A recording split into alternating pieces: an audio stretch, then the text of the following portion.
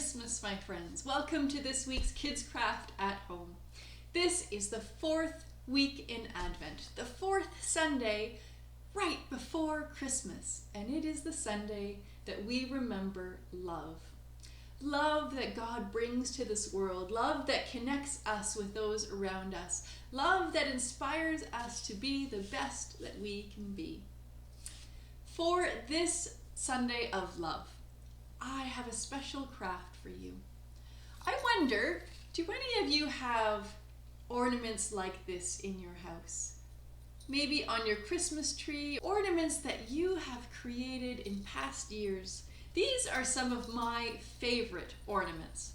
The ones that when we unpack each year, we can remember having made them or the year that they were made, and we can enjoy that memory together. So today we're going to make some salt dough ornaments so that hopefully you can pack those up at the end of the season, and then next year when you unpack them again, you remember this connection to the person that you shared these ornaments with. Now, I had a technical problem. I made this video earlier and my microphone wasn't working. So now I don't have the supplies to do another demonstration. So you're going to have to bear with me as I talk you through the first part of how to make your dough. And then we can get together and we can do the ornament together when my microphone and my supplies kick in properly. So if you were able to get a supply kit from the church, in that kit you will have found one bag with a cup full of flour and one bag with a quarter cup of salt. If you're doing this at home, you can get a bowl and put a cup of flour in and a cup of salt. If you're using the bags, what I did is I dumped the salt bag into the flour bag and then I shook it around, and that was lots of fun. So once you have your salt and your flour all mixed up, you're going to add some water into that dough. You need to go and get a quarter cup of water. And then you're going to add the water in a little bit at a time. Start with half, mix it around, then add some more water a little bit at a time until your dough starts to form in your bag or your bowl, however you are mixing it. What you're looking for is dough that sticks together, so no floury bits left, but not so sticky that it's sticking to the bag and to your fingers. It's not an exact science, so you have to add a little bit of water at a time until it feels about right. Then you're going to dump your dough out onto a surface and you're going to knead it, and that's where we can jump back in and I'll show you where we go from there.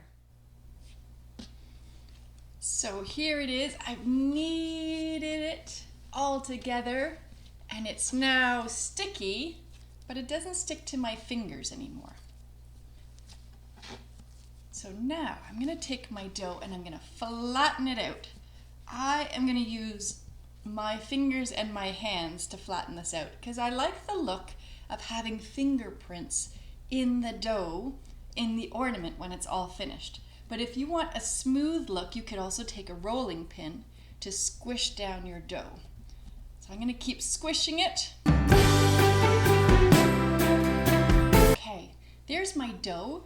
It's lumpy, but it's mostly even. It's about as thick as my pinky finger. I want it to be thick enough that it's not too fragile, but also not so thick because I do want it to dry.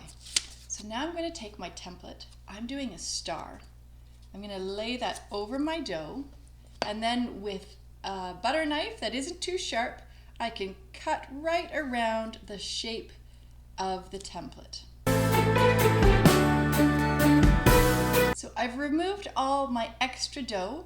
I can set that aside so that I can make another shape and I can have more than one, but I'm going to finish up with this star. So let's take the template off. There's my star, and I can just smush in those extra bits that are sticking out. There we go. And that's looking pretty star-like. I'm pretty happy with that. Now it's an ornament. We need to be able to hang it up. That's where the straw comes in. I'm going to take one end and I'm going to poke it in, not too close to the edge. So you can see I have about a finger width away from the edge. There's my hole. And here is my ornament all ready to go into the oven. And here is my ornament, all ready to go into the oven. I'm going to put this in the oven at about 300 degrees for about 20 minutes, and then I'm going to start watching it. And I want to watch that it dries out completely, but it doesn't start to turn brown. So that might be 20 minutes, it might be a little bit longer. It could even be up to an hour, depending on how thick your dough is. So you just have to play it by ear, watch it carefully, and then you'll have a nice dried ornament that is ready to have a ribbon put on it or to be decorated and put in the tree. Well, my friends, here is my finished ornament. I took a few minutes to decorate it with markers, nice and easy. Of course, you can use paint or whatever you like to decorate your ornament once it is finished. This took me about 40 minutes in my toaster oven. I started watching after about 20 and then just increased the time until it started to turn a light brown, and then I knew it was ready to come out and to cool off so that I could decorate it with markers.